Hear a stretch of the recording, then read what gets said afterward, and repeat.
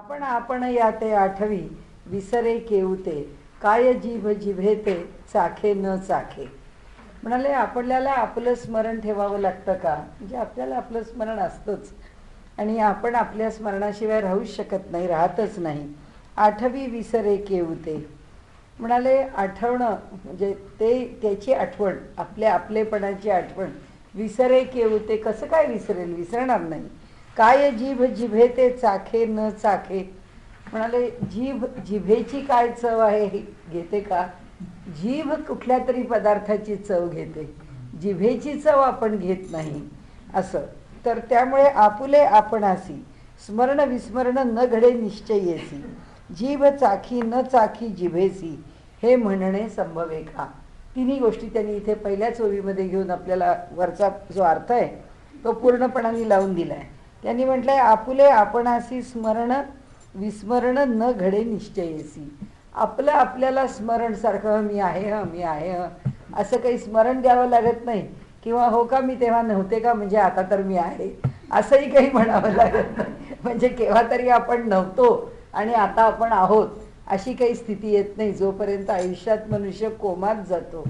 आणि कोमात गेल्यानंतर हे मध्ये किती तास गेले, बेशुद्धावस्थेत किती तास गेले हे त्याला कळत नाही. त्या क्षणी त्याचं विस्मरण जे आहे ते लोप पावलेलं नसतं, ते विस्मरण सुप्त झालेलं असतं.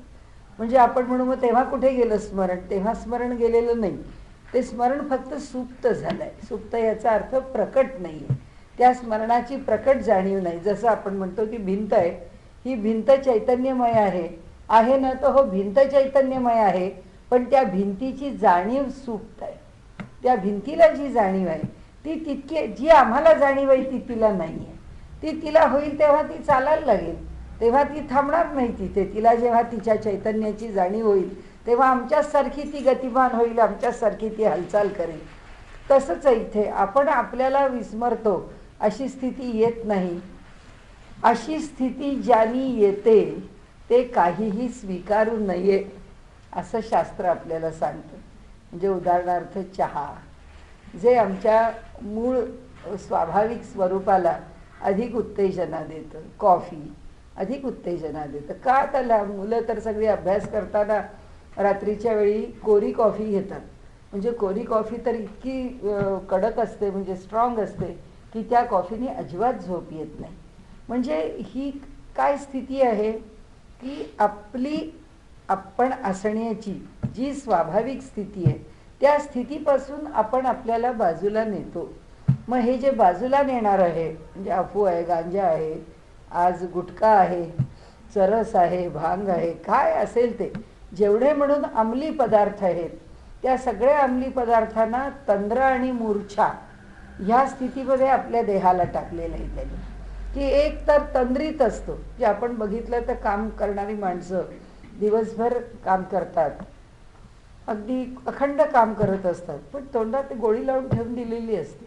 ती एक तंद्री असते, त्या तंद्रीत काम करत राहतात. त्यांना ती तंद्री पाहिजे असते. म्हणजे मी आपल्याला पूर्वी पण सांगितलं असेल, पण नानामुळे तबलजी आपल्याला जर ऐकून माहीत असले, आमच्या पिढीतले, आमच्याच वयाच्या आसपास आहेत, आमच्याहून थोडे मोठे असतील, पण खूप गरिबी, तबला चांगला हात व्हावा याची इच्छा, खायला काही खूप पुरेसं मिळत होतं असं नाही.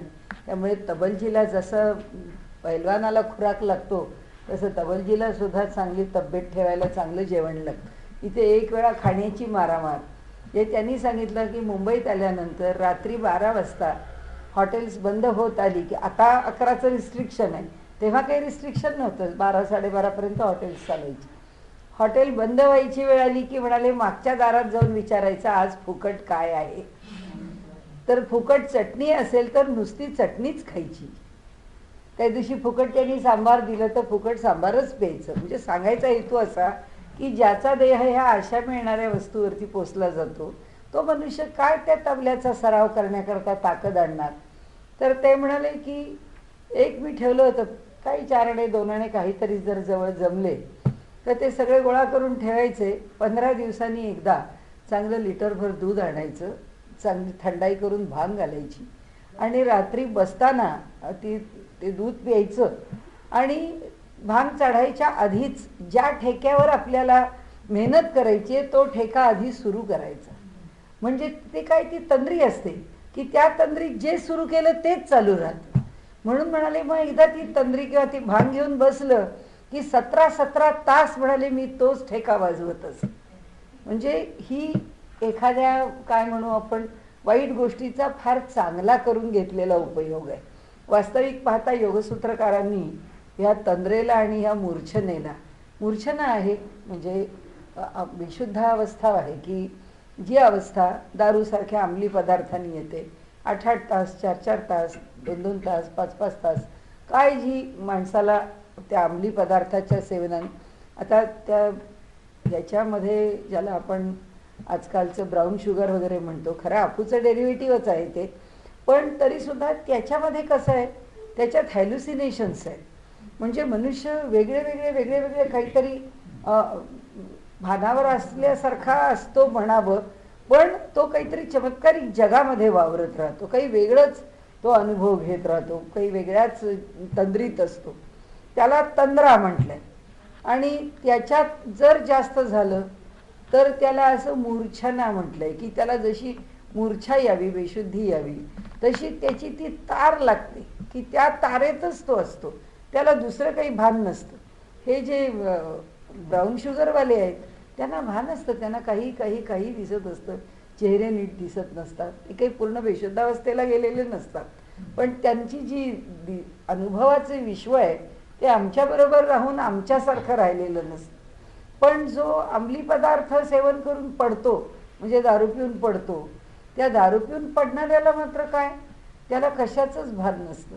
म्हणजे त्यांनी त्या नाटकामध्ये म्हटलंय त्याप्रमाणे आत्मा अमर आहे अशी स्थिती आहे त्याची, की त्याला काहीच कळत नाही. ती स्थिती त्यांनी मान्य केलेली नाही आहे. योगसूत्रकार म्हणतात ही जी बेशुद्धावस्था आहे, ही बेशुद्धावस्था कोणत्याही प्रकारे आम्ही मान्य करत नाही. तसं इथे त्यांनी म्हटलं आहे, म्हणजे इथे काय गृहीत धरलेलं आहे की अशा कोणत्याही प्रकारे मनुष्य आपल्या नैसर्गिक स्थितीपासून दूर जात नाही, हे आधी मान्य केले. आता नैसर्गिक स्थितीपासून दूर जाणं, या सगळ्या अंमली पदार्थांच्या सेवनाचा विषय आपण दूर केला तर माणसाचा कोमा किंवा बेशुद्धावस्था जी कधी औषधांनी येईल, कधी शारीरिक व्याधीनी येईल, ती कशाने येईल आपल्याला सांगता येत नाही. पण ती जर बेशुद्धावस्था तशी आली तर त्या बेशुद्धावस्थेमध्ये काही काळाचं भान नसतं किंवा आत्मभान पण त्यावेळी नसतं, त्यावेळी आत्मभान गेलेलं असतं. तसं इतर वेळी होत नाही. म्हणजे मनुष्य एखाद्या विषयामध्ये रंगला, त्याच विषयाच्या नादात असला तर त्याला कशाचं भान उरत नाही. याचा अर्थ त्याला स्वतःचंही भान असतं की नाही माहीत नाही, पण मी आहे का नाही अशी शंका घ्यायला त्याच्याकडे दुसरी चित्तवृत्तीच नसते. त्यामुळे त्या वृत्तीच त्याच्या ठिकाणी राहत नाही. त्याच्या पुढे दुसरी गोष्ट की जेव्हा योगाभ्यास वगैरे मनुष्य करतो तेव्हा अभ्यास करत असताना हळूहळू त्या पंचमहाभूतांमध्ये आपण नाही, किंवा ज्या देहाने आपण बसलेलो आहोत, आपण ध्यान करतो आहोत, पुष्कळ अलीकडची अवस्था आहे, पण माणसाचं शरीर हलकं होतं. माणसाच्या शरीरामध्ये क्वचित देहाचं भान सुटतं. म्हणजे आपला देह आहे ही फारशी जाणीव राहत नाही. देह विरल होतो, क्वचित तरल होतो. म्हणजे तरलता अशी येते की त्याच व्यक्तीला असं वाटतं की आपला सूक्ष्म देह बाहेर आला आहे आणि तो इकडे तिकडे फिरतो आहे, ही तरल अवस्था येते. ह्या कोणत्याही अवस्थेचा ह्या दृष्टांताशी संबंध नाही. आणि त्यामुळे त्या सगळ्या ज्या अवस्था आहेत त्या वेगळ्या स्तरावरती घ्यायचा अनुभव आहे, वाईटसुद्धा आणि चांगल्यासुद्धा, व्यसनामुळे सुद्धा आणि ध्यानधारणाच्या अनुभवामधून सुद्धा. तर त्यामुळे इथे त्यांनी सामान्य विधान केलेलं आहे की सामान्य व्यवहारात आपण सावध असताना आपलं भान कधी सुटत नाही. आणि म्हणून या सगळ्या संतांच्या मध्ये आपण जर पाहिलं तर प्रत्येक संत आपापल्या परीने आपल्या अनुभवाचं विश्व मांडतात, पण समर्थांनी ज्या सावधपणाने प्रत्येक गोष्ट मांडली आहे आणि समर्थांनी त्या सावधपणाला जे महत्त्व दिलं आहे, तिसरे ते सावधपण सर्व विषयी. ते म्हणतात अध्यात्माचा अनुभव घेताना सुद्धा तो सावधपणाने अनुभव घ्या, की त्या स्थितीला पोचलाय मनुष्य, त्या स्थितीचा तो अनुभव घेतो आहे. ती अनुभव घेण्याची सुद्धा एक ज्याला आपण म्हणू तशी ती एक भूमिका आहे की गबाळ आहे, म्हणजे भक्त आहे. त्याला जे दोष येतात ते योगमार्गातला मनुष्य भक्ताला दोष काय देतो? भक्त हा नेहमी गबाळाच असतो. त्याला तसं फार योगमार्गातला माणूस मोठा कणखर असतो, तो प्रत्येक वृत्तीचा विचार करतो. भक्तिमार्गातला मनुष्य फक्त भावविश्वावरती जातो आणि आनंदाच्या भावविश्वामध्ये राहून तो आपल्याला आनंद मिळतो असं वाटतं इथपर्यंतच. तो प्रत्येकाचा हिशोब मांडत नाही, तो कशाचाच हिशोब मांडत नाही. तो फक्त आपल्याला परमेश्वराच्या चरणावरती अनन्य भावाने लीन करून टाकतो आणि कुठल्याही गोष्टीच्या विषयी अंतःकरणामध्ये तृष्णा ठेवत नाही. आणि ईश्वराची भक्ती या सगळ्याच्याही पलीकडे त्याच्या भक्तीची उत्कटता इतकी असते की त्या उत्कटतेत जे साधायचं ते साधतं. योगी म्हणतो तसं नाही, प्रत्येक गोष्ट तुम्हाला सावधपणाने समजली पाहिजे की माझ्या अंतःकरणातली ही वृत्ती कशातून निर्माण झाली, या वृत्तीचा लय कसा होईल, ध्यानामध्ये कोणत्या वृत्ती शिल्लक राहतील. आणि त्यामुळे तो जसा उहापोह करतो तसा भक्तिशास्त्रात उहापोह होत नाही. भक्तिशास्त्रातला उहापोह सुद्धा थोडासा काटेकोर नाही आहे.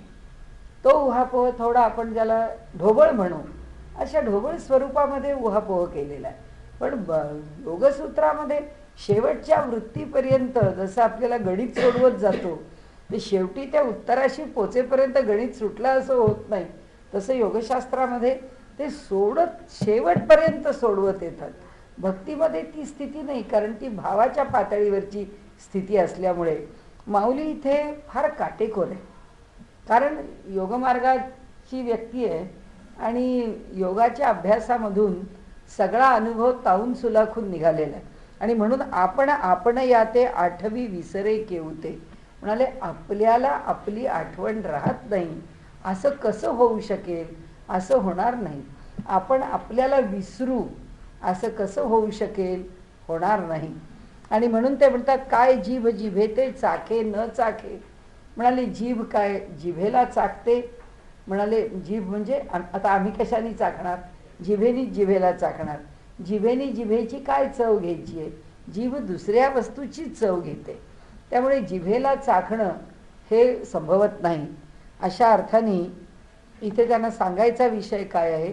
सांगायचा विषय असा आहे की स्मरण आणि विस्मरण, जे अखंड स्मरण आहे त्याच्यामध्ये ह्या म्हणजे आता कशा पातळीवर, म्हणजे काय आहे माऊलींचं हे सगळं लिखाण म्हणजे सगळं चमत्कार आहे. त्यांनी सगळ्यांना आपल्याकडून छेद दिला, सगळ्या बाजूनी. आता स्मरण आणि विस्मरण शब्द कशा करता घेतला? योगा करता घेतला. योगामध्ये त्यांनी क्लिष्ट आणि अक्लिष्ट वृत्ती सांगितल्या की एक वृत्ती क्लेशकारक आहेत आणि एक वृत्ती अक्लेशकारक आहे. क्लेशकारक वृत्ती दुःख निर्माण करणारी आहे, अक्लेशकारक वृत्ती सुख निर्माण करणारी आहे. पहिल्यांदा क्लिष्ट वृत्ती आहेत त्याचा त्याग करा म्हणून सांगितलं. मग अक्लेशकारक वृत्ती काय उपयोगाला आल्या? त्या अक्लेशकारक वृत्तीला घेऊन पहिल्यांदा समाधी साधा असं त्यांनी सांगितलं. समाधीची पहिली पातळी सांगितली की जी सवितर्क समाधी आहे. सवितर्क समाधी स्थूल अभोगा असं त्याचं वर्णन केलं की स्थूल पातळीवरती त्या समाधीचा अनुभव घेतला जातो. म्हणजे काय? या जगातले विषय आहेत, या जगात राम आहे, कृष्ण आहे, आपले गुरु आहेत, चांगला ग्रंथ आहे, चांगला विचार आहे. आलंबन स्थूल आहे, प्रतीक स्थूल आहे, समाधी पण स्थूल आहे. ते म्हणतात ते सगळं स्थूल आहे, स्थूल पातळीवरती केलेलं आहे. स्मरण कशाचं सोडा म्हणतात? जे जे क्लेशकारक आहे ते सगळं सोडून द्या, ते सोडा. फक्त जे उपयुक्त आहे त्याचं स्मरण ठेवा. म्हणजे चांगल्याशा एका आलंबनाला धरून समाधीमध्ये प्रवेश करा. हळूहळू ते स्थूल आलंबन पण सोडून द्या आणि मग तिथे त्याला विकल करा. स्थूल अभोगा विकल हा, त्याला विकल करा. पुढे जा, सविचार समाधी स्वीकारा. सविचार समाधीमध्ये काय मिळेल? त्याच्यामध्ये सूक्ष्म अभोगा. इथे तुम्ही स्थूलाचा उपभोग घ्याल तर तिथे तुम्ही सूक्ष्माचा उपभोग घ्याल. स्थूलापासून पुढे जाल तिथे विचाराला प्राधान्य येईल. इथे तर्काला म्हणजे युक्तीला किंवा स्थूलाला प्राधान्य होतं. त्याच्या पुढे जा त्या विचाराच्या पलीकडे आनंद आहे, त्या आनंदापर्यंत जाऊन पोचा. त्या आनंदाचं आलंबन घ्याल तेव्हा सूक्ष्माचं आलंबन सुटेल. पण आनंद ही जी भावना आहे, ही भावना, हा भाव त्या ठिकाणी निर्माण करून त्या भावामध्ये त्या सानंद समाधीचा उपभोग घ्या. भक्त थेट सानंद समाधीवर येतो. हे जे सगळं आहे हे या पायऱ्यांमधनं तो जातच नाही, तो थेट सानंद समाधीत येतो. आणि म्हणजे त्या सानंद समाधीमध्ये तो कशाचा अनुभव घेतो? त्या सानंद समाधीमध्ये त्या भावात्मक पातळीवरती आपल्या जे आराध्य दैवत आहे, आपल्या इष्टदैवताच्या सहवासाचा, त्याच्या कृपाशीर्वादाचा काय रूपामध्ये त्या आनंदाचं त्याचं स्वरूप असेल त्याचा तो आनंद घेतो. पुढे योगसूत्रकार सांगतात ते सोडा आणि अस्मितेमध्ये जा. आता अस्मिता याचा अर्थ केवळ मी आहे हे एवढंच स्फुरण शिल्लक राहील. आता इथे म्हणे ना आपण या ते जे विस्मरण जे आहे किंवा आपण या ते आठवे, मागे गेलेले ना, आठवे का विसरे, आपल्याला आपण आठवतो का विसरतो. तर ते म्हणतात आता ते स्फुरण कोणत्या पातळीवर आहे? ना आठवण्याचे आहे ना विसरण्याचे आहे. मग ते स्मरण कसं आहे? तर ते स्मरण नाहीच आहे, फक्त अहमचं स्वाभाविक स्फुरण आहे. हे चैतन्य ह्या देहामध्ये आहे, त्या चैतन्याचं एक स्वाभाविक स्फुरण शिल्लक राहतं. मग तिथे मी आहे मी नाही याची वेगळी जाणीव राहत नाही. फक्त त्या स्फुरणामुळे ते चैतन्य, कुठलीही वृत्ती जरी त्या ठिकाणी विशेष रूपाने प्रकट होत नसली तरी अस्मी आहे ही एवढी एक जाणीव त्या ठिकाणी शिल्लक राहते. माऊली इथे काय सांगतात? ती जाणीव पण नाही. म्हणजे आठवण आणि विसरणं म्हणजे मला मी आठवतो आणि मला मी विसरतो, हे आमच्या व्यावहारिक पातळीवर आम्हाला सोपं आहे की आम्ही आत्ता आपण जसं म्हटलं तसं की आपण आपल्याला सहसा कधी विसरत नाही, आपण आपल्याला सहसा कधी आठवत नाही म्हणजे असं आठवावंच लागत नाही. हा मी आहे ना, एकदा मी आठवण करतो मग घराबाहेर पडतो, असं कधी म्हणावं लागत नाही. विचार करून सांगतो, बरोबर. असं तर काही आपल्याला करावं लागत नाही. पण त्यांनी हे सगळं का विचारात घेतलं? ते म्हणाले योगाचा अभ्यास सुद्धा इतक्या मार्गाने पुढे जातो आणि संप्रज्ञात समाधी सिद्ध होतो. त्या संप्रज्ञात समाधीमध्ये सुद्धा अजून एक स्मरण आहेच, मी आहेच. जेव्हा ती पण वृत्ती शमते, ती पण वृत्ती शिल्लक राहत नाही, सगळं काही निर्वृत्तिक होतं, सगळ्या वृत्ती संपतात, निशेष होतात, त्या वृत्तीच शिल्लक राहत नाहीत. मग त्या वृत्ती जेव्हा शिल्लक राहत नाही तेव्हा काय शिल्लक राहतं? तेव्हा चित्त नावाची गोष्ट शिल्लक राहतेच. आपण सारखं म्हणतो की जोपर्यंत आतमध्ये चित्त नावाची गोष्ट आहे तोपर्यंतच हा देह आहे, कारण त्याच्याकरताच ह्या देहाचं प्रयोजन आहे. चित्त नावाची गोष्ट जर आत राहिली नाही तर देह नावाची गोष्ट राहणार नाही. मग आता ते चित्त जे आहे ते चित्त करतं काय? ते चित्त सुद्धा काही गोष्टीच करतं. एक ते चित्त प्रत्यय घेतं, त्या चित्ताला प्रत्यय घेण्याचं सामर्थ्य आहे. आणि दुसरं त्या चित्ताला स्मरणाचं सामर्थ्य आहे, अनुभवण्याचं सामर्थ्य आहे. प्रत्यय घेणं म्हणजेच अनुभव घेणं आणि त्याचं स्मरण करणं, ही दोन्ही चित्ताची जी सामर्थ्य आहेत ती सामर्थ्य पुन्हा त्या भाष्यामध्ये त्यांनी सांगितलं आहे की चित्तालाच प्रत्यय येतो. म्हणजे प्रत्यय कोण घेतं? आता चित्त प्रत्यय घेतं. चित्त कशाचा प्रत्यय घेतं? आता सगळं गेलं म्हणजे एकही वृत्ती शिल्लक ठेवली नाही. कोणी ठेवली नाही? जो मोठा योगी आहे, जो सवितर्क, सविचार, सास्मित, सानंद या समाधी ओलांडून पुढे गेलाय. ज्या समाधी समीज समाधी आहेत. समीज समाधी म्हणजे त्याला कोणती तरी वृत्ती आहे, म्हणजे त्याला कोणतं तरी भान आहे. ह्या भानाने त्यांनी ह्या समाधींचा अभ्यास केला. हा सगळा अभ्यास पण त्याचा पूर्ण झाला आणि आता त्याच्या सगळ्या वृत्ती संपल्या. आता वृत्ती संपल्यावर काय शिल्लक राहिलं?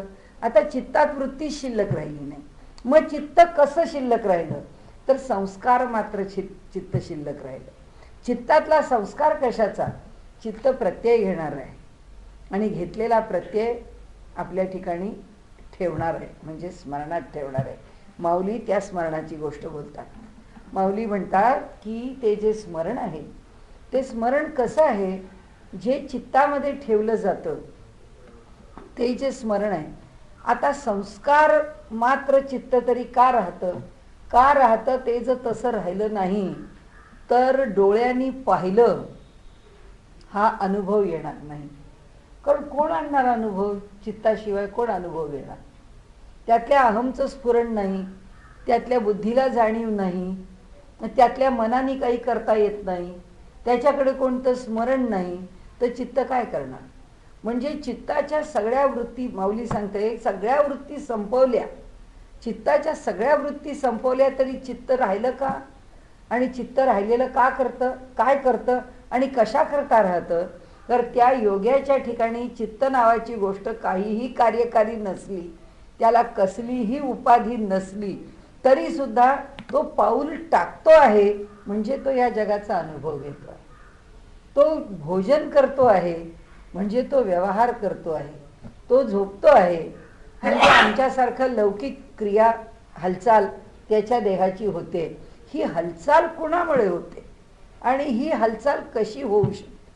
कारण ही हालचाल व्हायला त्याला प्रवृत्त कोण करतं?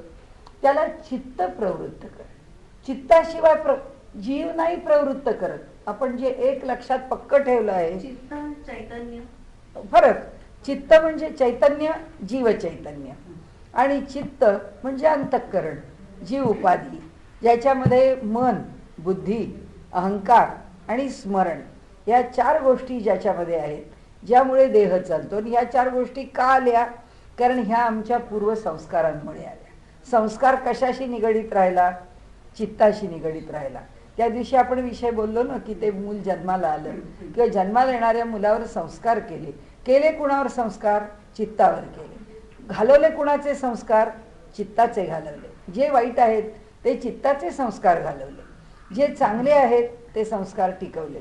हळूहळू चांगले संस्कार दूर केले, काही शिल्लक ठेवलं नाही. मग आता ते चित्त कुठे गेलं?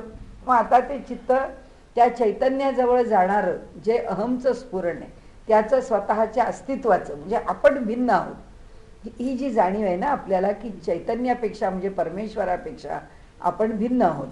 हे आपलं जे भिन्नत्व आहे, ते जे भिन्नत्व ज्याच्यामुळे आहे आणि जे ते अनुभवतं ते चित्त आहे. अनुभव जीव घेतो का?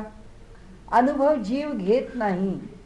अनुभव जीव, आम्ही म्हणतो जीवाला दुःख झालं, जीवाला दुःखही होत नाही, जीवाला सुखही होत नाही. पुढे म्हणतातच आहेत ते विषय आपल्याला, की आम्ही म्हणतो अहो अविद्या गेली.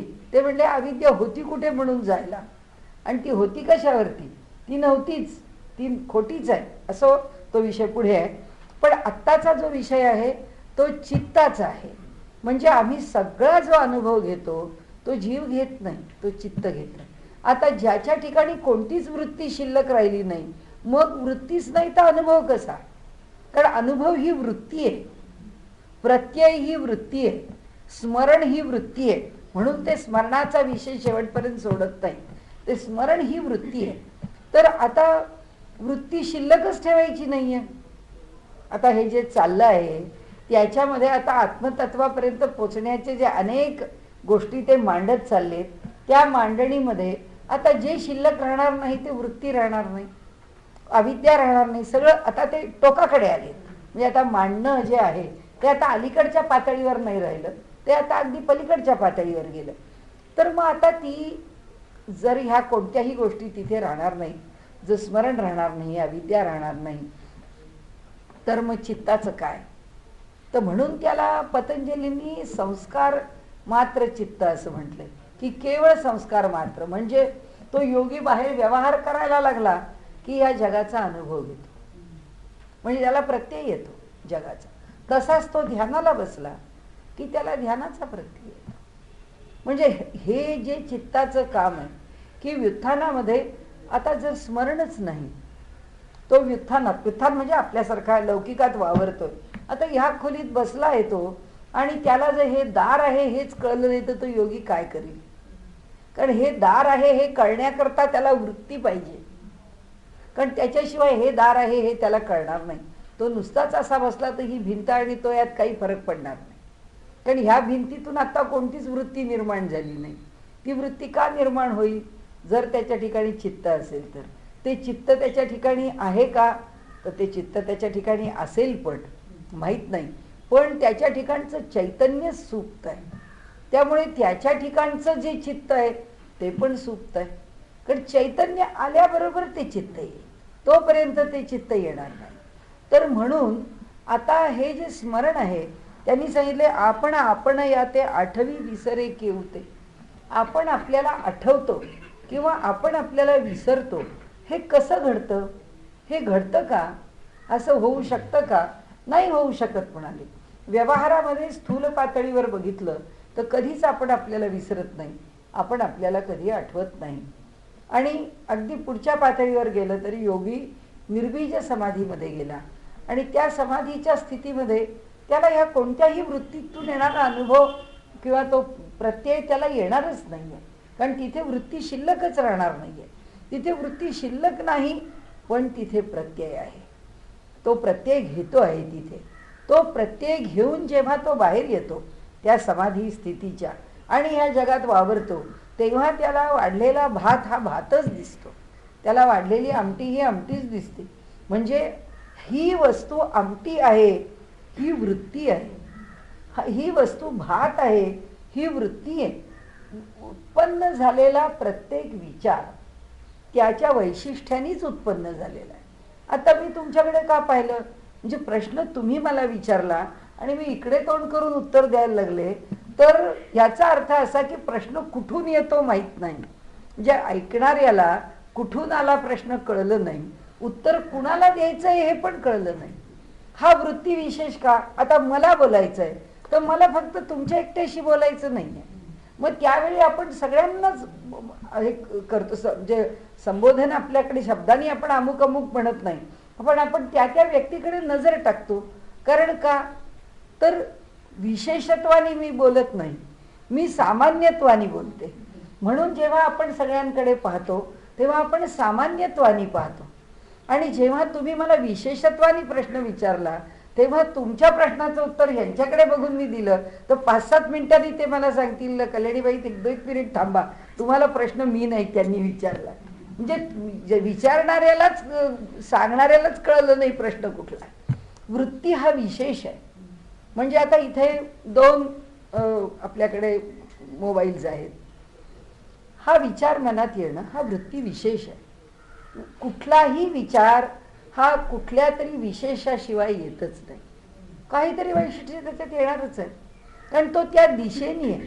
म्हणजे मला विचार करायचाच नाही हेच त्या विचाराचं वैशिष्ट्य आहे, की मला विचारच करायचा नाही. वैशिष्ट्य काय त्या विचाराचं? तेच वैशिष्ट्य आहे. आणि म्हणून ते काय म्हणतात की कशाचंच स्मरण नाही असं नाही होऊ शकत. ते शेवटपर्यंत स्मरण नावाची गोष्ट जोपर्यंत देह आहे तोपर्यंत आहे.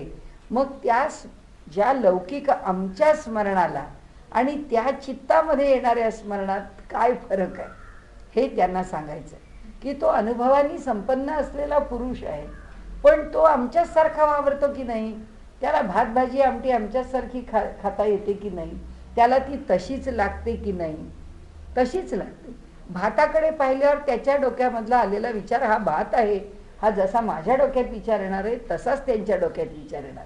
सामान्य विचार एकच आहे, त्याच्यात फरक नाही आहे. फक्त फरक कुठे आहे? हा भात आहे, मग हा काही इंद्रायणीचा आहे का हा बासमतीचा आहे?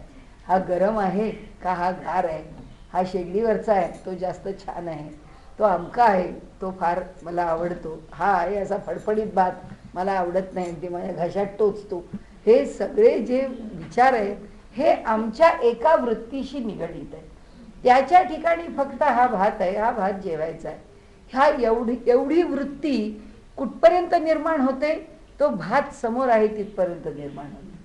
तो भात खाऊन संपला आणि त्याचं प्रयोजन संपलं की वृत्ती संपली. म्हणजे आपण जे म्हणतो ना की वृत्ती चिकटलेली नाही, पण देह चालवण्याकरता वृत्ती पाहिजे की नाहीये? पाहिजे. वृत्ती असल्याशिवाय देह चालणारच नाहीये. कारण त्याला दिसलं, दरवाजा नाही दिसला तर तो जाणारही कुठे?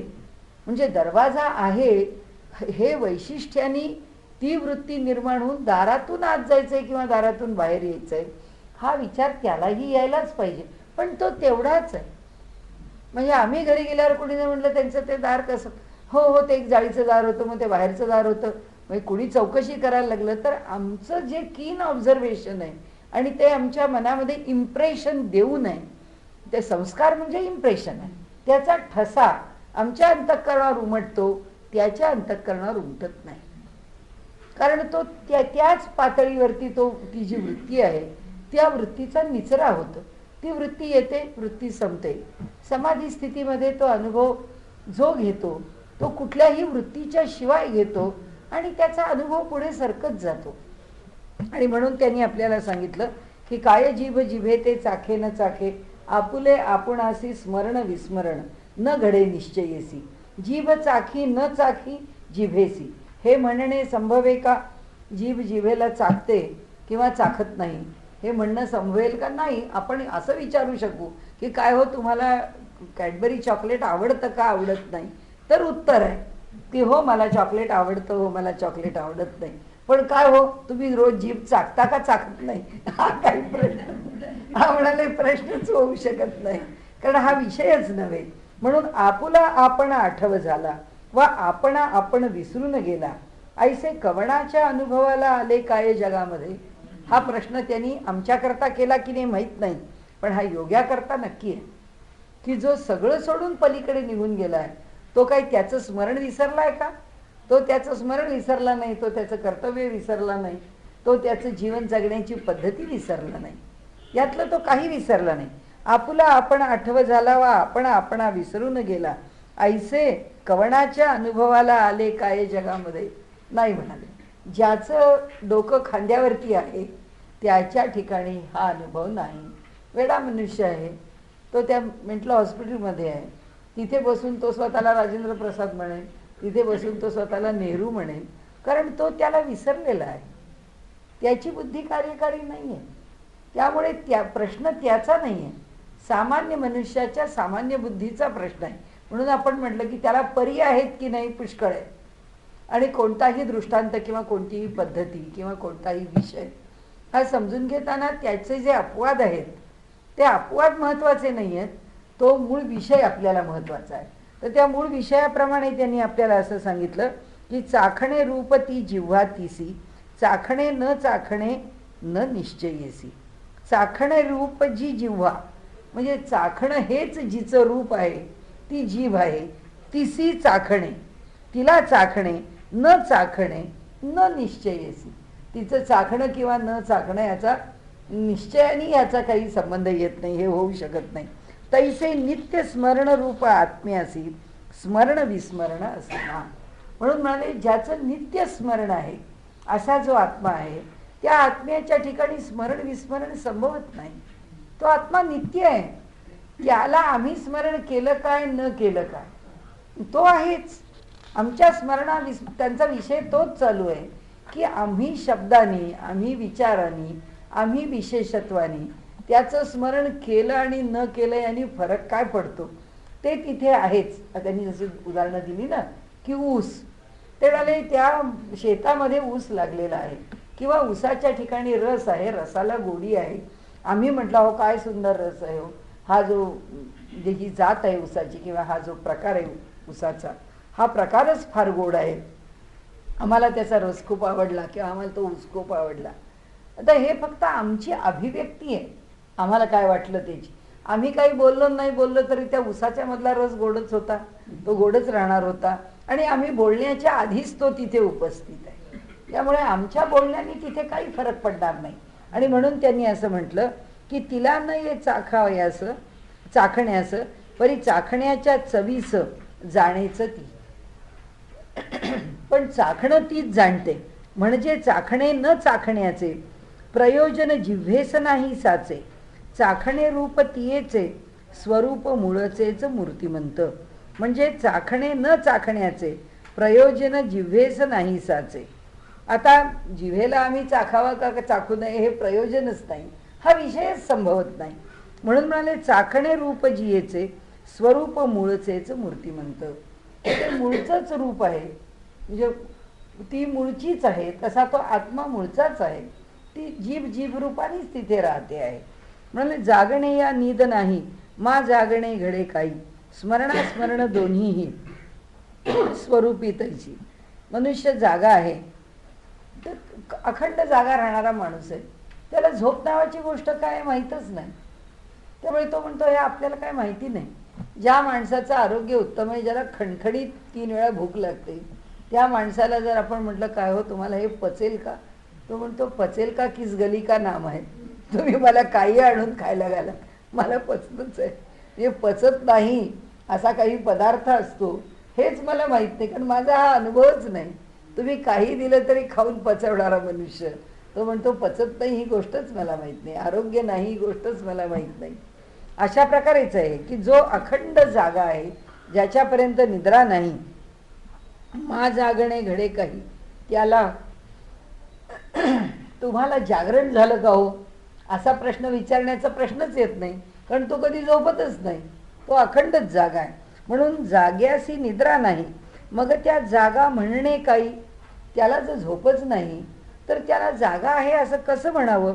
स्मरण विस्मरण तैसे पाही, स्वरूपाच्या ठाई असे. म्हणून स्वरूपाच्या ठिकाणी स्मरण आणि विस्मरण ही स्थिती नाही. म्हणून आपल्याला लक्षात असेल की आपल्या परंपरेमध्ये एक फार साधं सरळ वचन आहे की उत्तम सहज स्थिती. आम्ही काय करावं, जे जसं ठेविले अनंते तैसेची राहावे. ही जी स्थिती आहे ती मूलभूत स्थिती आहे. त्यांनी आज दुःख का दिलं, त्यांनी आज सुख का, तो पाहून घेईल. त्याच्यावर टीका टिप्पणी करण्याचं आम्हाला काही कारण नाही. आणि म्हणून उत्तम सहज स्थिती तसं आहे ते की ही मूळची स्वाभाविक स्थिती आहे. जाग्यासी निद्रा नाही, मग त्या जागा म्हणणे काही, स्मरण विस्मरण तैसे पाही, स्वरूपाच्या ठाई असे. म्हणजे जो पूर्ण जागा त्यास, निद्रेचा नाही लेश, अशा स्थितीत लयास जागा म्हणणे, तयास जागा म्हणणे शोभेल का. म्हणजे तो पूर्ण जागा त्यास, म्हणजे जो कायम जागा आहे, सतत जागा आहे, त्यास निद्रेचा नाही लेश, त्याला झोप नावाची गोष्ट त्याला स्पर्शतच नाही. तर तर काय म्हणाले, अशा स्थितीत तयास जागा म्हणणे शोभते का. मग तो जागा आहे असं कसं म्हणता येईल, असं त्यांनी म्हटलंय. म्हणजे याचा अर्थ आत्म्याचं स्मरण आहे, आत्म्याला स्मरण आहे, आत्म्याला स्मरण नाही. म्हणजे पुन्हा पुढे असं की आमचा जो जीव आहे, जे जीव चैतन्य आहे, ते जीव चैतन्य अज्ञानाने वेढलेलं आहे. त्या जीव चैतन्याला ज्ञान नाही, म्हणून त्याला त्याच्या स्वरूपाचं स्मरण नाही. आपण म्हणतो ना की त्या सांख्यांच्या थेरीमध्ये पण त्यांनी सांगितलं आहे की एक राजपुत्र आहे आणि तो जंगलात वानर आणि इतर हिंस्र पशूंच्या बरोबर वाढला आहे. तो त्यांच्यासारखा 4 पायावर, म्हणजे मागचे 2 पाय पुढच्या 2 हातांवर चालतो. तो त्यांच्याच सारखा व्यवहार करतो. त्याला त्याची भाषा येत नाही, कारण त्यांनी ती ऐकलेली नाही, त्याला माहिती नाही. आणि मग त्यांच्यासारखा झाडावरनं उड्या मारतो वगैरे. आणि एक दिवशी त्याला त्याच्यासारखा प्राणी दिसला, त्याला त्याच्यासारखा हात असणारा माणूस दिसला, पाय असणारा माणूस दिसला. त्याला पाहिलं, तो कसा वागतो हे त्यांनी पाहिलं. आणि त्याला बघितल्यानंतर त्याला स्मरण झालं, त्याला ज्ञान झालं की अरे मी तर असा माणूस आहे, मी असा जनावर नाही. तसा दाखला आपल्याकडे ज्ञान झालं की अज्ञान जातं आणि मग त्याला कळलं की मी राजपुत्र आहे असं म्हणतो. आता ही सगळी भाषा कुठपर्यंत आहे, ही सगळी भाषा अज्ञानाची निवृत्ती, म्हणजे सदाचार, अजून साधक दशेतला अभ्यास. आता हे माऊली म्हणजे पोस्ट डॉक्टरेटची भाषा बोलतायत, ते काही आपल्याला साध्या गोष्टी सांगतच नाहीये. त्यामुळे इथे ते म्हणाले अहो कुठलं त्याचं जागृती, कुठलं त्याचं स्मरण आणि कुठलं त्याचं विस्मरण, त्याला काहीच स्पर्शत नाही. हे सगळा खेळ वरती चाललेला आहे, हा खेळ त्याच्यापर्यंत पोचतच नाही. त्या म्हणून आपण प्रत्येक वेळी जे म्हणत गेलो ना की बुद्धी जे काही निर्णय घेऊन त्या जीवापर्यंत पोचवते की हे आता आपल्याला असं करायचं आहे की झालं, जीव फक्त तिला जीव अनुसरतो. म्हणजे काय करतो, त्या बुद्धीला ते कार्य करण्याकरता चैतन्य देतो. म्हणजे चैतन्य देतो असं तरी का म्हणायचं, याचं कारण असं होत नाही म्हणून असं म्हणायचं. कसं होत नाही की बुद्धीने ठरवलं की इथे ताटामध्ये आत्ता वाढलेली भाजी आमटी आहे, तर ही भाजी आमटी आणि भात खायचा आहे. तर जीव असं त्याला इंडिकेशन देत नाही की ही भाजी आमटी भात खाऊ नकोस, इथे बाजूला वाढलेली पक्वान्नाची वाटी, चटणी, लोणचं आणि भजी आहेत तेच का. तर भजी खाण्याकरता मी तुला क्रियाशक्ती देतो, पण भात आमटी खाण्याकरता मी क्रियाशक्ती देत नाही असं तो म्हणत नाही.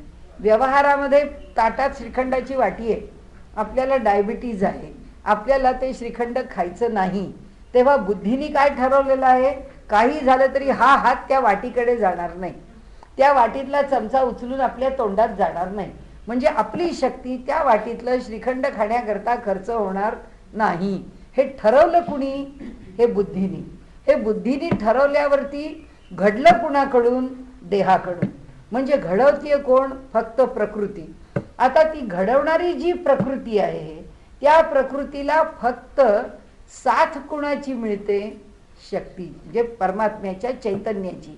त्या प्रकृतीची जी शक्ती आहे ती शक्ती म्हणजे परमात्म्याचं चैतन्य आहे, आणि ते चैतन्य तिला ती शक्ती देतं, ती शक्ती हे सगळं काम करतं. म्हणून तर सांख्य वेदांत्यांना छेदन करायला फार दुरापास्त आहेत, कारण सांख्य हीच भाषा बोलतात.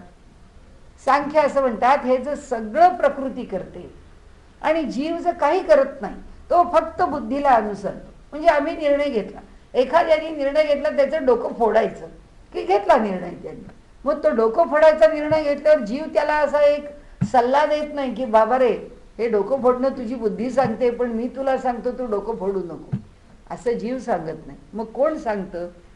पुन्हा कोण सांगतं हा जो प्रश्न आहे तो असा आहे की तो जो सांगतो तो त्याचा निरोध संस्कार सांगतो. त्याच्या ठिकाणी दोन संस्कार आहेत, एक व्युत्थान संस्कार आहे आणि एक निरोध संस्कार आहे. व्युत्थान संस्कार हे आमचं कर्तृत्व आहे, हे आम्ही आमच्या जन्माबरोबर गतजन्मी केलेलं जे कर्म आहे त्याचं फळ म्हणून ज्या वासना घेऊन आलेलो आहोत, जी प्रवृत्ती घेऊन आलेलो आहोत, ते आमचे व्युत्थान संस्कार आहेत. म्हणजे आमच्या बरोबर आलेले ते सगळे आमचे संस्कार आहेत. निरोध संस्कार कोणते आहेत? आमच्यामध्ये असलेला जो परमात्मा आहे त्याच्या ठिकाणी त्याचं जे स्फुरण आहे, तो आतला परमात्मा जे स्फुरण देतो निरोध संस्काराच्या रूपाने, की आपण म्हणतो माझा गांधी म्हणत असत माझा आतला आवाज मला सांगतो, तसं ते आम्हाला आतून ते एकदा इंडिकेशन येतं, कशाला वाटते बाई, कशाला रागवते, कशाला बोलते, कशाला दुःख करते, असं सगळं आम्हाला आतून एक येत असतं इंडिकेशन, आम्हाला एक सूचना मिळत असते. ती सूचना कोण देतं? निरोध संस्कार देतो. म्हणजे पुन्हा ते सगळा खेळ प्रकृतीच्या पातळीवर ठेवतं. आता सगळा खेळ प्रकृती करते, इथे त्या चैतन्याला काही करावं लागत नाही. चैतन्य फक्त आत उपस्थित आहे एवढंच. आणि म्हणून सांख्य काय म्हणतात, अहो तो पुरुष निष्क्रिय आहे, तो उदासीन आहे, तो काहीच करत नाही, तो फक्त आहे. बाकी सगळं जे घडतं आहे ते प्रकृतीच करते, यात चूक काहीच नाही आहे. फक्त त्यांच्याकडे आणि वेदांत्यांकडे फरक कुठे आला की पुरुष नावाची जे तत्व आहे किंवा जी वस्तू आहे, ज्याला आपण परमात्मा वस्तू म्हणतो, तो जो पुरुष आहे तो वेगळा आहे, प्रकृती आहे ती वेगळी आहे. पुरुष उदासीन आहे, मान्य आहे, पण पुरुष हा प्रधान नाही, त्यांची प्रकृती प्रधान आहे. आणि सांख्यांनी द्वैत धारण केलेलं आहे, पुरुष वेगळा आणि प्रकृती वेगळी म्हणून द्वैत सांगितलंय. आणि वेदांती अद्वैत सांगतात, एकच परब्रह्म आहे. आणि एका परब्रह्मापासून निर्माण झालेली जी पुरुष आणि प्रकृती किंवा ईश्वर ज्या मायेचा आश्रय घेतो, आता आपण अनेक वेळा बोललो की ईश्वर हा शब्दच सगळीकडे येतो, परमात्मा हा शब्द येत नाही. परमात्मा हे जग निर्माण करत बसलेलं नाहीये, परमेश्वर हा जग निर्माण करत बसलेलं नाहीये, परम ईश्वर बसलेला आहे. का तर ईश्वर त्याच्या शक्तीने युक्त आहे. म्हणजे परब्रह्म जेव्हा त्याच्या शक्तीने युक्त आहे तेव्हा ते ईश्वर आहे, म्हणून ते कार्यकारी आहे. म्हणजे हे असं का बोलायला लागलं? कारण आम्ही अद्वैत एकच मानतो म्हणून, अद्वैत आहे म्हणून. सांख्य असं दोन का बोलतात? कारण ते द्वैत मानतात, ते पुरुष आणि प्रकृती वेगळी मानतात म्हणून. माऊलींना इथे काय सांगायचं आहे आम्हाला? माऊलींना इथे आम्हाला अद्वैत सांगायचं, द्वैत नाही आहे सांगायचं. म्हणजे आनंद किंवा एक त्याच्यातली ब्युटी, त्याचं सौंदर्य हेच आहे की हे योगी आहेत, ही सगळी मंडळी योगाभ्यासी आहेत, योगाच्या मार्गावरून चालणारी आहेत, पण तत्वज्ञान मात्र अद्वैताचं स्वीकारणारी आहे. हा जो भाग आहे त्यांच्यातला. आणि म्हणून आत्ता इथे तो जे विषय मांडतायत, आपण ज्या विषयाशी आहोत, तो मगाचा विषय अशा ठिकाणी आहे की सगळा खेळ प्रकृती करते आहे, आत्म्याला ह्यातलं काही स्पर्शत नाही. म्हणजे त्यांच्या मते या जीवाला अविद्येने वेढलं आहे, हे सुद्धा तुम्हाला शब्द आहे म्हणून तुम्ही बोलताय, नाही तर जीव तसाच आहे, जीवाला काहीच फरक पडत नाही. जीवो ब्रह्मैव ना परहा, जीव ब्रह्मापेक्षा काहीही वेगळा नाही. मग काय झालं? ही जी चित्त आहे, या प्रकृतीच्या आश्रयाने जे चित्ताचे व्यवहार चालू आहेत, चित्ताचे व्यवहार तरी कशामुळे चालू झाले? कारण हा जीव जन्माला आला म्हणून. हा जीव जन्माला तरी कशामुळे आला? कर्म आहे म्हणून. आणि हे कर्म अशा प्रकारे का निर्माण केलं? ईश्वराने तसं जग निर्माण केलं म्हणून. त्याचा प्रश्न, त्या प्रश्नाचं उत्तर आपल्याला कोणी नाही देऊ शकणार की ही सृष्टी जी आहे ती आमच्यासारख्या करता कर्ममय का निर्माण केली, आम्हाला माहीत नाही. ही ईश्वराने केली, त्यांनी त्या पद्धतीने केली, हे ॲझम्पशन घेऊनच पुढे यायला लागेल. आणि म्हणून त्या कर्माशी निगडीत, त्या कर्माला भोगण्याकरता म्हणून चित्त नावाचं चैतन्याला चिकटून असणारं असं एक बाणगुळ आमच्या इथे आत ठेवून दिलेलं आहे. आणि ते ज्या दिवशी, जेव्हा ते काय म्हणूया आपण, ती केस सर्जिकल होईल, तेव्हा तो योगी त्याला कापून टाकेल. तो म्हणेल आता हे काढून टाकण्याच्या योग्यतेचं झालं, गेलं. सगळे चित्ताचे संस्कार त्यांनी काढून टाकले. त्यांनी चित्त नावाची गोष्ट ठेवली नाही, त्यांनी संस्कार मात्र ठेवली. आणि भक्तांनी चित्तच आपल्याजवळ ठेवलेलं. हा फरक आहे की योगी सांगतो की आम्ही चित्ताला स्वच्छ करत नेलं, सगळी साफसफाई करत नेली. आणि भक्त म्हणतो चित्तच आम्ही आपल्याला जी नेहमी कथा सांगते ती, की उद्धवाला फार ज्ञानाचा गर्व झाला आणि भगवंतांनी उद्धवाला गोकुळात पाठवला. आणि गोकुळात पाठवल्यानंतर जेव्हा काहीतरी शहाणपण तिथे शिकवावं म्हणून हा गेला, त्या गोपी त्याच्या आगमनाबरोबर धावत आल्या. म्हणजे कोण तू, काय? आम्हाला वाटलं कृष्णच आला, कृष्णासारखा वेश घालणारा एवढा सगळा असा उद्धव त्याला. ते म्हणाले, बायांनो तुमच्याशी मला काही बोलायचं नाही, तुमच्यातली ती श्रेष्ठ राधा आहे, तिच्याकडे घेऊन चला. त्या राधेकडे आलं तर त्यांनी पाहिलं ती राधा कृष्ण कृष्ण म्हणत बसलेली आहे. आणि तिच्या त्या जो डेरा मंथन करती आहे ती, तर तो डेरा जो आहे तो तिच्या हाताशिवाय घुसळला जातोय आणि त्यातून पण कृष्ण कृष्ण नाद येतोय. तर तो म्हणतो हे जरा कठीणच आहे प्रकरण, म्हणजे सगळे त्या बायका वाया गेल्या म्हटलं तर ही त्याच्यातही वाया गेली आहे.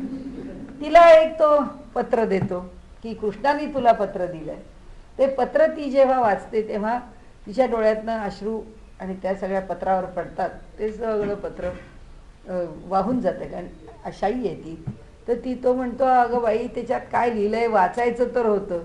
ती म्हणाली त्याचा रंग कृष्ण होता, तो कृष्ण रूपामध्ये एकरूप झाला. ती अक्षर वाचण्याची तिला कुठे गरज पडली? काळा रंग दिसला म्हणून तर नाथांचं हे आहे ना गवळण, रात्र काळी घागर काळी, यमुना जळे ही काळी हो माय, गुंथ काळी बिलवर काळी, गळामुखी एकावळी काळी हो माय. भगवंताचं हे जे रूप आहे कृष्ण रूप, त्याची सुद्धा एक फार छान हे आहे, असं आपण केव्हा तरी बघू. तर कारण आपण का विठ्ठलाला सुद्धा काळ्या मूर्तीत, का आम्ही यांना शंकराची शाळुंका काळी का, फार माऊलींचा अभंग फार सुंदर आहे त्याच्यावरती. असं आता आपण ते सोडू, पुढे जाऊ. तर त्या बायका मग त्यांना घेऊन जातात यशोदा आणि नंदाच्या घरी. तर म्हणाले तुम्ही कसे आहात? कृष्णाने मला तुमच्याकरता पाठवलं आहे गोकुळातला हाल हवाल चौकशी करण्याकरता, म्हणून मी आलो म्हणाले. तर ते म्हणाले काय बस, असं आम्हाला कळतं, एवढंच आम्हाला माहिती आहे की हृदयाचं स्पंदन होतं आहे आणि हा देह चालतो आहे. ह्याचा अर्थ आमच्या हृदयामध्ये, आमच्या प्राणामध्ये भगवान श्रीकृष्ण आजही आहे. कारण तो आहे म्हणून हे चालतं आहे. आमच्या बाजूने आम्ही आता काही शिल्लक राहील, ही भक्तीची भूमिका आहे. की भक्ताच्या ठिकाणी भक्ताचं जीव चैतन्य कार्यकारी राहतच नाही. ते परमात्म्याचं चैतन्यच कार्यकारी आहे. तो इतकं एका परिसीमेचं आत्मनिवेदन आहे तिथे, आणि त्या परिसीमेच्या आत्मनिवेदनाने आपल्या हृदयस्थ परमात्म्याशी तो जीवात्मा एकरूप झालेला आहे. आणि म्हणून हियरा न जाने परे राम है के श्याम है, किंवा राम है के प्राण है, की हे हृदय त्या प्राणाच्यामुळे स्पंदन करतं का हृदयात राम राहतो किंवा कृष्ण राहतो म्हणून स्पंदन करतं आम्हाला माहीतच नाही म्हणाले. याचं स्पंदन कुणामुळे होतं? आमच्यामुळे तर नाही होत, हे महत्वाचं. आमच्यामुळे होत नाही म्हणजे मी नावाची वृत्तीच भक्ताला नाही. तो त्या योग्याला विचारतो की अरे बाबा तुला इतकी खटपट करावी लागते, आम्हाला मी नावाची वृत्तीच निर्माण होत नाही. तर मग हे सगळं झालं, ते ऐकलं आणि तो निघाला. मला इथे काही कोणाला फारसं उपदेश करावा असं काही दिसत नाही, एवढं माझं ज्ञान आहे तर मी कोणाला सांगावं. परत निघतो. त्या वेशीच्या जवळ त्या स्त्रिया सगळ्या त्याला गोपिका सोडायला येतात, निरोप द्यायला. म्हणाले बायानो आता तुम्हाला निरोप देतो मी, पण जाताना एक गोष्ट सांगतो तुम्हाला. म्हणाले तुम्ही ध्यानाचा मार्ग अवलंबा. ध्यानासारखं म्हणाले सुख नाही आणि त्याच्यासारखा मार्ग नाही. मग ध्यान कसं करावं काय नाही वगैरे वगैरे, कसं मन एकाग्र करा सगळं सांगतात. मग म्हणाले बायानो समजलं का तुम्हाला? त्या गोपिका म्हणतात की हो समजलं, काही शंका असेल तर विचारा. हो म्हणाले आम्हाला एक शंका आहे. म्हणाले बाबा आम्हाला एकच उत्तर दे की माणसाला मन एक असतं का दोन असतात? म्हणलं काय बाया वेड्या आहात तुम्ही, माणसाला मन एकच असतं. मग म्हणले आमची चिंताच मिटली, ते केव्हाच कृष्णाबरोबर निघून गेले, आम्ही कशाचं ध्यान लावायचं. इथेच भक्ती आणि योगातला फरक आहे. योगमार्ग आणि भक्ती यातला फरक कुठे आहे? इथेच आहे. योग्याचं चित्त त्याच्या हृदयात आहे असं धरून त्या चित्ताचं शुद्धीकरण करत त्या चित्ताला तो उन्नत करत नेतो. आणि भक्त आपल्याला चित्त आहे हे पूर्ण विसरून ते भगवंताच्या चरणीच ठेवले. त्याच्या चित्ताला शुद्ध करायची भानगड नाही, त्याच्या चित्ताला काही मिळवायची भानगड नाही, काही द्यायची भानगड नाही. सगळं सोडूनच मी नावाचं स्फुरणच नाही आहे. ही जी सगळी प्रक्रिया आहे. म्हणून योगी म्हणतो तुमच्याकडे वेगळीकडे शास्त्रच नाही, तुम्ही गबाळे आहात म्हणतो. तुमच्याकडचं शास्त्र एकदम गबाळ आहे, हे असं एकदम थेट बोल. अवघड आहे. तुकाराम महाराज म्हणतात ते उगीच नाही, भक्ती तो सुळावरली पोळी निवडे तो गडी विरळाची, की सोपं नाही आहे भक्तीचं शास्त्र निवडणं. तर इथे ते जे सांगताहेत, आपण जो विषय आत्ता घेतोय तो हा एकच विषय आहे. म्हणजे का माऊली हे सगळं बोलते? माऊली कोण आहे? म्हणजे ते स्वतः एवढे योगी आहेत, पण संबंध आयुष्यभर त्यांना आकर्षण नामदेवांचं आहे.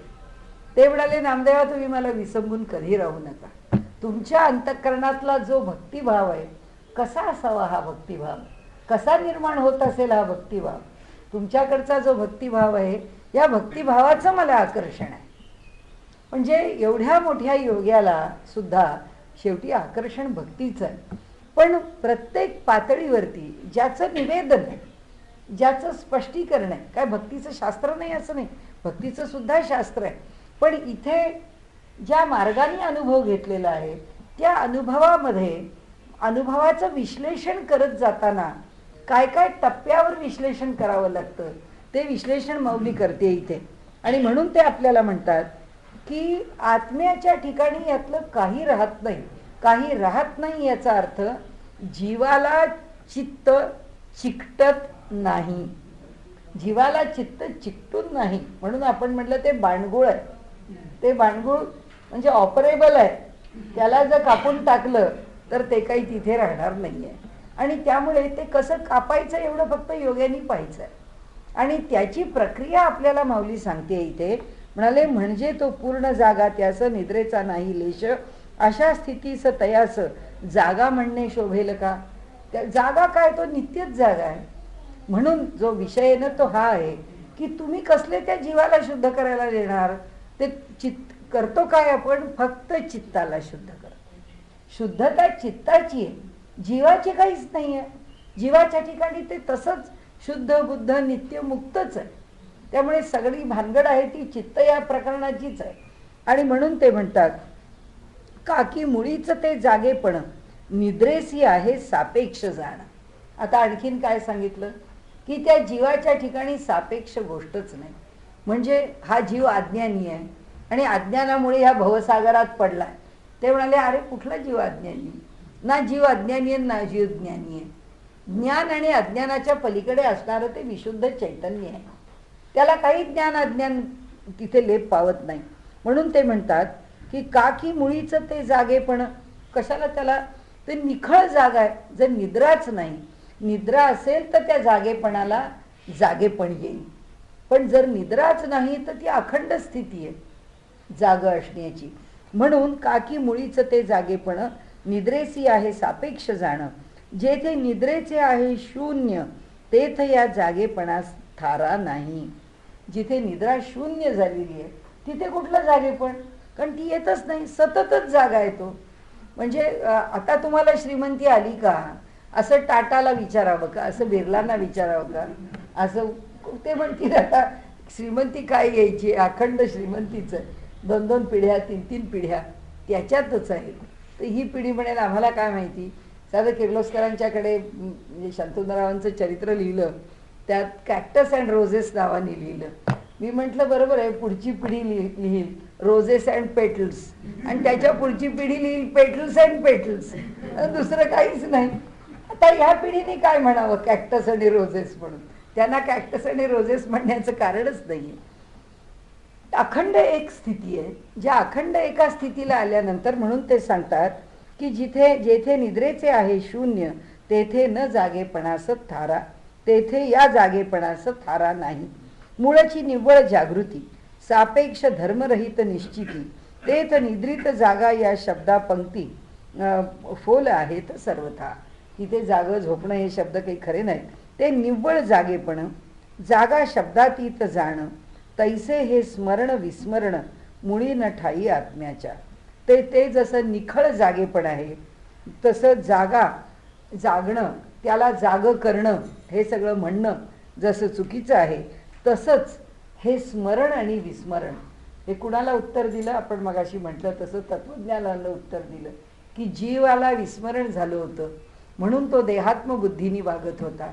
जीवाला देह म्हणजेच मी आहे असं वाटत होतं.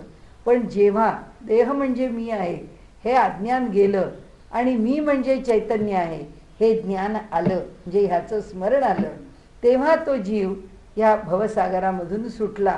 ते म्हणतात जीवाला काय झालं, हा प्रश्न त्यांनी आपल्याला केला आहे. आता ते आपल्याला या व्यवहाराच्या पातळीवरच्या गोष्टी सांगत नाही. ते म्हणतात जीवाला काही स्पर्शत नाही. आता पुढे सूर्यो रात्री पा नेणे मा दिवो काय जाणे तेवी स्मरणास्मरणे आपण वस्तू. म्हणाले सूर्यच्या ठिकाणी रात्र नावाची गोष्ट नाही आणि त्याला दिवस म्हणजे काय हे पण माहीत नाही. कारण त्याला दिवस कशाला पाहिजे, तो आहे तिथे उजेडच आहे, तिथे दिवसच आहे. तेवी स्मरणास्मरणे आपण वस्तू. आणि त्याचप्रमाणे म्हणाले की ही जी वस्तू मात्र आहे, हा जो परमात्मा आहे तो स्मरण आणि विस्मरण याच्या पलीकडचा आहे. व्यवहारात आपल्याला स्मरण विस्मरण आहे, त्या परमात्मा वस्तूच्या ठिकाणी नाही. तेजस्वी भास्कराचे ठाई निशाती मुळीच नाही, तैसाच तो न जाणे काही त्या दिवसा कारणे. तो त्यातलं काही जाणू शकत नाही. दिवस म्हणजे काय त्याला माहीत नाही. दिवस आणि रात्रीत आहे सर्वदा सापेक्षत्व. त्या दोघांच्या मध्ये सुद्धा सापेक्ष भाव आहे, म्हणजे कोणत्या तरी संदर्भाने आहे. दिवस हा संदर्भ रात्रीच्या संदर्भाशिवाय येत नाही, तर तसा सापेक्ष भावानी आहे. म्हणून रात्र नाही म्हणून उदया न येई दिवसपण, सविता सूर्यनारायण मुळीच रात्र दिवसातीत. सूर्यनारायण कसा आहे, त्याचा संबंध रात्र आणि दिवस याच्याशी नाही. आता आम्ही म्हणतो की आमचा सूर्य एकच, हा आमचं ब्रह्मांड आहे. या ब्रह्मांडामध्ये सूर्यलोक, या ब्रह्मांडामध्ये पितृलोक, या पितृलोकामध्ये मानवी लोकांचा जे एक वर्ष, जो एक संवत्सर, तो संवत्सर म्हणजे त्यांचा एक दिवस आहे. म्हणजे हे कालमापन दिवस रात्रीमध्ये कुणी केलं, आम्ही केलं. आणि ते कुणाकरता केलं, ह्या लोकाकरता, त्या लोकाकरता, त्या लोकाकरता. सूर्याला काय फरक पडतो, सूर्य आहे तसाच फिरत आहे तीच गती आहे, त्याच्या भोवती पृथ्वी फिरते आहे. म्हणजे शेवटी सूर्याला काही फरक पडत नाही, फरक आम्हाला पडतो. मग आपण आम्ही करतोय. आणि म्हणून ते म्हणाले की तेवी स्मरण विस्मरणा वाचून आत्मा हाच परिपूर्ण. त्याला कोणतंही स्मरण विस्मरण जाऊन पोचत नाही. जैसा उदय असताविण तेजोमयी भास्कर पहा. जसा उदय असताशिवाय भास्कर आहे. फक्त एकच आहे की इतकं ज्याला आपण स्टार्क रियालिटी म्हणतो की जे निखळ सत्य आहे तेवढं आपल्याला झेपत नाही. म्हणजे आपल्याला ते आत्मतत्व म्हणजे काही नाही, कुठलं स्मरणही नाही, कुठलं विस्मरण, कुठला आनंदही नाही. त्या ईश्वराचं कौतुक आपण म्हणतो, आपण काय करायचं मग. म्हणजे आपल्याला जी सगळी पोकळी निर्माण होते, सगळं सुटलं असं वाटतं. आणि ते सोडता येत नाही माणसाला. त्याचं जे अजून ममत्व आहे कशाच्याही विषय. साधं विवेकानंदांच्या सारखा अधिकारी पुरुष जन्माला आला, रामकृष्णांनी त्यांनी सांगितलं मला ब्रह्मतत्वाचं दर्शन घडवा, आणि त्यांनी नुसता स्पर्श केला, समाधीचा अनुभव घ्यायचा म्हटल्याबरोबर सगळं विरघळायला लागलं. म्हणजे सगळं एक एक एक एक दूर सगळं झालं ना. पंचमहाभूत गेली, पंचतन्मात्र गेले, आपल्याजवळची सगळी प्रकृती लयाला जायला लागल्याबरोबर त्यांनी सांगितलं बस झालं, मला हे नको आहे आता. म्हणजे मी आणि माझं अस्तित्व हे सोडणं फार अवघड आहे. हे माऊलींच्या सारख्यांनी लिहिणं आणि आपण वाचणं एवढंच आपल्याला अवघड जातं. एवं स्मरणास्मरण नाही तरी स्मारके काज काही, म्हणून ये ठाई बोलून स्मरे. आता जर कशाचं तरी स्मरण करावं आणि त्या स्मरणाची काहीतरी वस्तू असावी आणि त्या वस्तूचं स्मरण राहावं म्हणून स्मारक करावं. जसं व्यवहारात आपण म्हणतो की आता लोक विचारतात की अहो ते अमुक आहे का, असं झालं, अमुक कसं झालं. म्हणजे नावं का घेत नाही, जाऊ दे, आपण इतक्या चांगल्या विषयात आहोत आता. तर अमक्याकडे गेलो, तमक्याकडे गेलो, ते आम्हाला पटलं, ते आम्हाला नाही पटलं, वगैरे वगैरे. पण मग आता कुणाला भजावं म्हटलं, त्याच्यात काय एवढे संतांची परंपरा आहे, एवढ्या ऋषींची परंपरा आहे, एवढी ग्रंथ परंपरा आहे, आम्हाला अडचण काय आहे, ह्यातलं काय मिळवावं. पण लोक काय म्हणतात की जे होऊन गेलंय त्याच्या स्मरणावर नाही आम्हाला चालत. आम्हाला असा प्रत्यक्ष कुणीतरी एखादा आम्हाला उपदेश करणारा पाहिजे असतो. तो प्रत्यक्ष गुरु आमच्या मनाला भावतो, प्रत्यक्ष पण भावू शकेल. आणि म्हणाले मग आम्ही ज्याच्याकडे जातो त्याच्या जरा खोलात गेलो की आमची निराशा होते, मग आम्हाला फार फ्रस्ट्रेशन येतं, आम्ही निराश होऊन मागे येतो. म्हणलं निराश होऊन मागे येण्याच्या आधी जर हे वाचलं की आमची परंपरेमध्ये सद्गुरू, परंपरेमध्ये अधिकारी पुरुष, परंपरेमध्ये साधक किंवा परंपरेमध्ये साधा एक प्रवचनकार कसा असावा, एक कीर्तनकार कसा असावा, एक महंत कसा असावा. आता एक महंत जेव्हा समाजामध्ये लोकांना गोळा करून त्यांना चांगल्या मार्गाने नेण्याचा प्रयत्न करतो, तो नॉट नेसेसरीली संत असला पाहिजे. अशी काय आवश्यकता आहे की तो संतच असला पाहिजे? नाही. समाजाला चांगले दिशा देणारा एक नेतृत्वाचा एक चांगला पैलू आहे त्यांच्याकडे ती वाणीत सामर्थ्य आहे, त्यांच्या कर्तृत्व आहे, ते सगळं त्यांनी तर प्राप्त करील. पण सगळं वेगळं वेगळं वेगळं वेगळं घडत जातं आपण समाजामध्ये पाहतो. तर लोकांना असं वाटतं की हे सगळं आमच्या डोळ्यापुढे दिसलंच पाहिजे, जे दिसतं त्याच्यातूनच आम्हाला निवडता आलं पाहिजे. पण आमच्या डोळ्यापुढे सारखी ज्ञानेश्वर तुकारामांची मॉडेल्स कशी निर्माण होणार? ती काही अशी ठाई निर्माण होणार नाही. ते केव्हा तरी कोणत्या तरी काळी घडलेले आणि ते तेवढं पुरेसं आहे. म्हणून मग आम्ही काय करतो की आम्हाला माहिती आहे की खरं सोनं काय आहे. मग हा जो धंदा आहे हा कशाचा आहे? त्या कुणाही येड्या गबाळ्याला बसवायचं, त्याला प्रवचन करायला लावायचं. तू काही बोल बाबा, पण ज्ञानेश्वरी बोलतोस न बोल. अकरणात मंद करणं श्रेय. काही न करण्यापेक्षा तू ज्ञानेश्वरी विषयी तरी बोलतोस, काही न करण्यापेक्षा तू दासबोधा विषयी बोल. तुझा अधिकार नाही आम्हाला माहिती, पण हे जिवंत ठेवतोयस. हे का जिवंत आम्हाला हवं आहे? त्याचं कारण आहे की ते जिवंत नाही राहिलं तर समोर काय घडतं आहे त्याच्या तुलनेला त्यातलं काही राहणार नाही शिल्लक. म्हणून ही जी सगळी स्मारक आहे.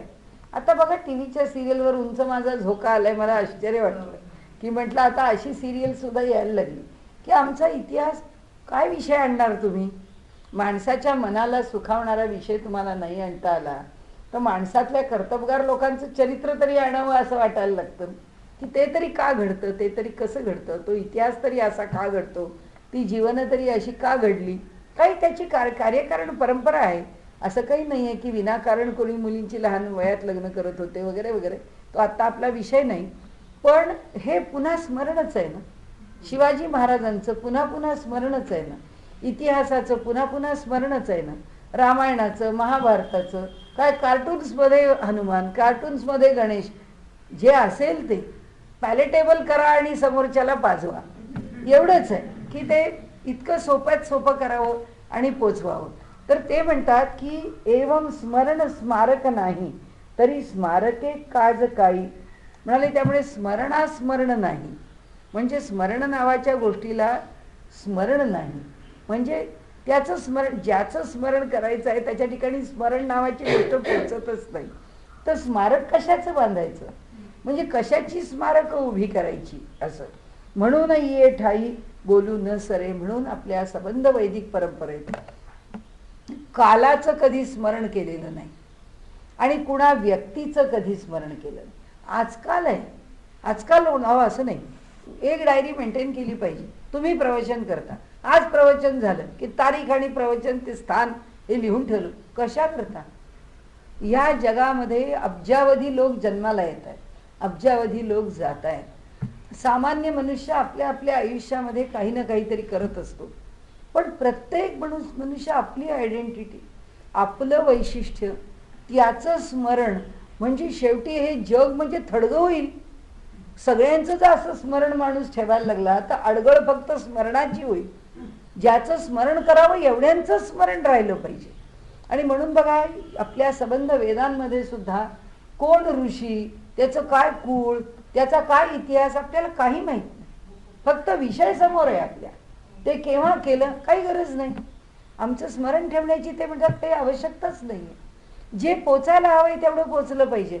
म्हणून एका आत्म्याच्या ठिकाणी जिथे स्मरण पोचत नाही तिथे आमच्या ठिकाणी स्मरण काय पोचावं. म्हणजे आपण जसं एक छान लेख होता की सगळ्या पुण्यातले पुतळे आहेत, त्या सगळ्या पुतळ्यांचं एक संमेलन भरलं आणि त्या संमेलनामध्ये सगळ्या पुतळ्यांना एक चॉईस दिला की आता तुम्हाला कुठे कुठे उभं केलेलं आहे, पण तुम्हाला जर चॉईस दिला की तुम्हाला कुठं उभं राहायचं आहे, की लक्ष्मी रोडवरती का आमच्या बंगला चौकामध्ये का तिकडे सारसबागेजवळ. तर त्यांनी सांगितलं त्या पुतळ्यांच्यामध्ये इतकी जबरदस्त लढाई सुरू झाली की एकमेकांच्या मारामाऱ्या करता करता सगळे पुतळे नष्ट झाले. कारण एकवाक्यता झालीच नाही विचारांमध्ये. हे स्मरण असं आहे की सामान्य माणसाचं स्मरण राहावं. असं सामान्य माणसाचं काय स्मरण राहील. कीर्ती कुणाची राहते? माऊलींची राहते. कीर्ती कुणाची राहते? समर्थांची राहते. ती कीर्ती राहण्याकरता काही केलं पाहिजे, हे आमच्या देशाचा हा इतिहास नव्हे. आणि बरोबर एवढी एकच गोष्ट घेऊन ब्रिटिशांनी आमचा बुद्धिभेद केला की तुमच्याकडे कालाचा विचार नाही, तुमच्याकडे काही माणसं कळत नाहीत, तुमच्याकडे त्यांची काही चरित्र लिहिलेली नाहीत.